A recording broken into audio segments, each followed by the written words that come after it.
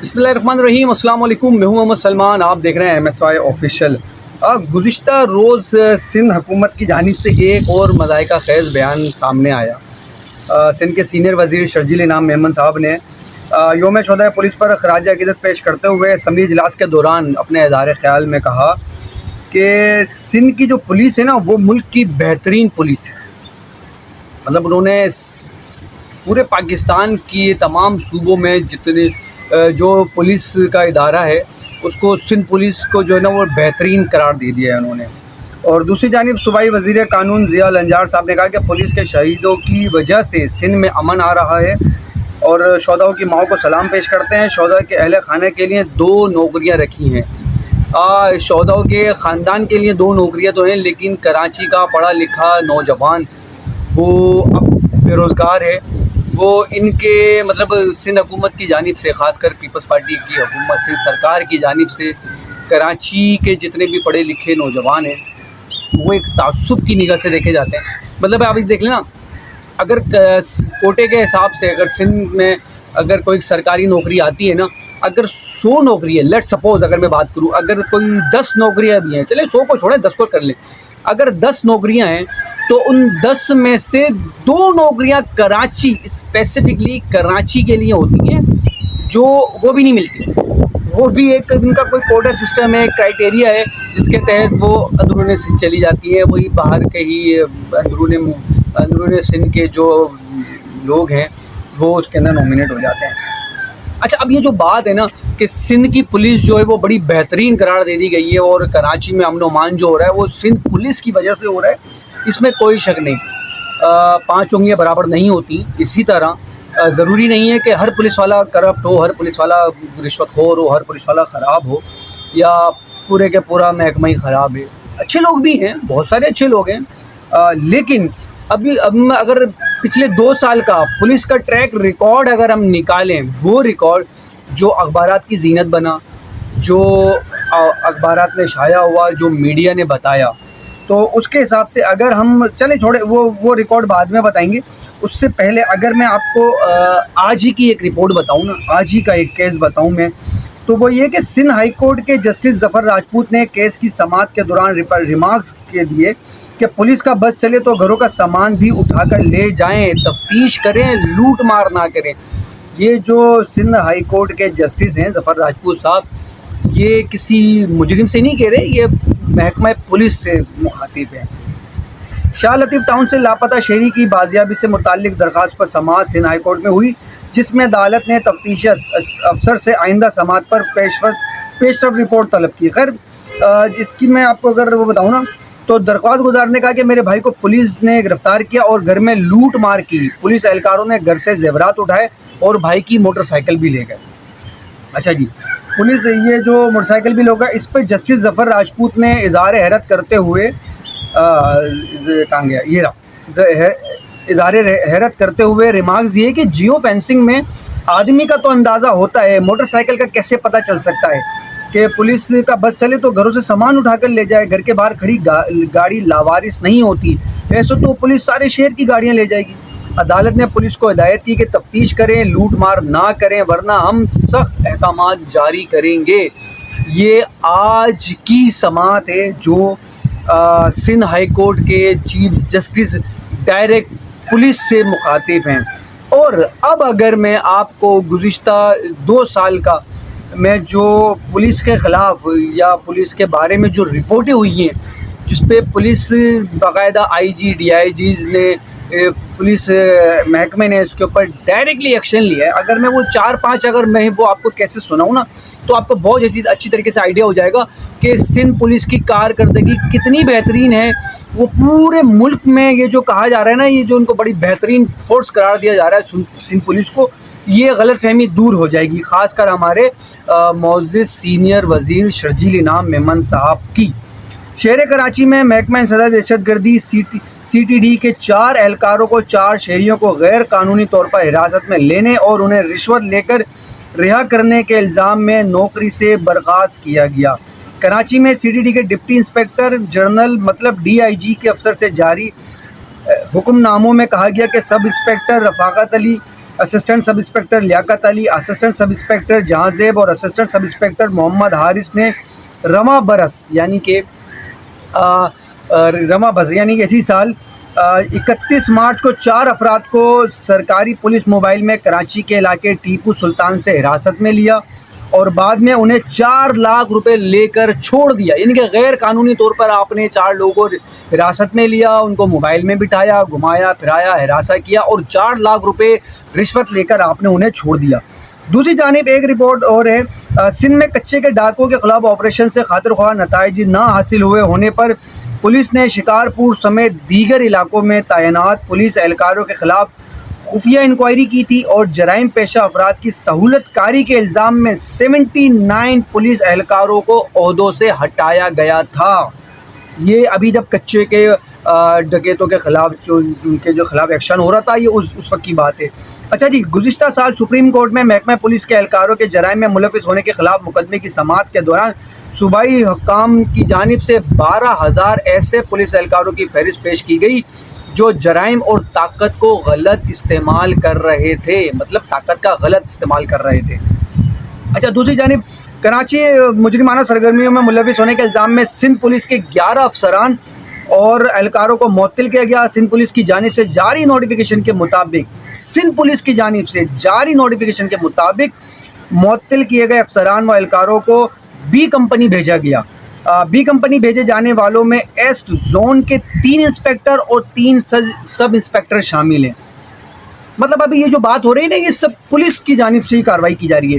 اچھا جی، ایک رپورٹ اور ہے، سندھ پولیس کے درجنوں افسران و اہلکار جرائم پیشہ عناصر کے سرپرستی میں ملوث نکلے. آئی جی سندھ کے احکامات پر کالی بھیڑوں کے خلاف بڑی کارروائیاں سامنے آئیں، جس میں سندھ پولیس کے 16 افسران و اہلکاروں کو انکوائری کے بعد سزائیں دی گئیں. ان افسران و اہلکاروں پر منشیات فروشوں، گٹکا ماوا ڈیلرز کی سرپرستی، جبکہ کچھ افسران پر ایس ایچ اوز اور ہیڈ مورر سے بھتہ لینے کے الزامات بھی تھے. یعنی کہ پولیس میں ایسے لوگ بھی ہیں جو ایس ایچ اوز اور ہیڈ موررز تک سے بھتہ لیتے ہیں کہ آپ کا یہ تھانہ ہے، اس تھانے سے ہمیں اتنا پیسہ چاہیے. اب یہ جو ایس ایچ او کو اور ہیڈ موررز کو جو بلیک میل کر رہا ہے، ان سے بھتہ لے رہا ہے. اب آپ خود اندازہ لگائیں کہ وہ کون لوگ ہوں گے، ان کی کیا ورتھ ہوگی. اچھا جی، ایک رپورٹ اور ہے، یہ بھی آج انہی دنوں کی ہے، انہی 4-5 مہینے پرانی ہے.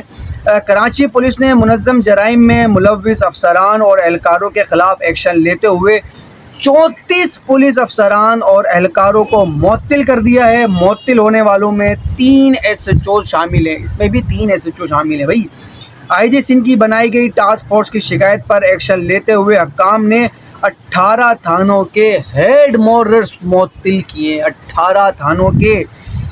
پولیس جو ہوتی ہے نا، وہ اس کا جو سلوگن ہوتا ہے نا، وہ امن، تحفظ، تنظیم، مستحکم، عوام کو ریلیف دینا کام ہوتا ہے.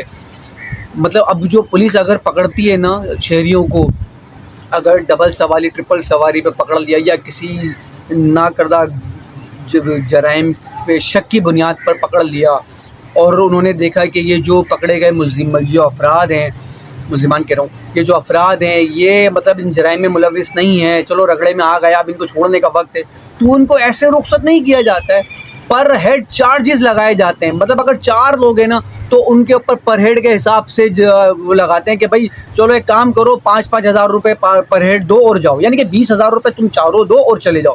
ڈبل سواری ٹرپل سواری پہ اگر کاغذات نہ ہونے پر یا شناختی کارڈ نہ ہونے پر یا لائسنس کچھ بھی ہونے پر XYZ، اب اگر آپ چلان ہو آپ کا، اگر آپ اس کو مڑ کے دیکھیں نا چلان کو، تو 131 جو ہیں وہ چلان کی شکیں ہیں. مطلب 131 معاملات ہیں جن کے اوپر آپ کا چلان ہو سکتا ہے.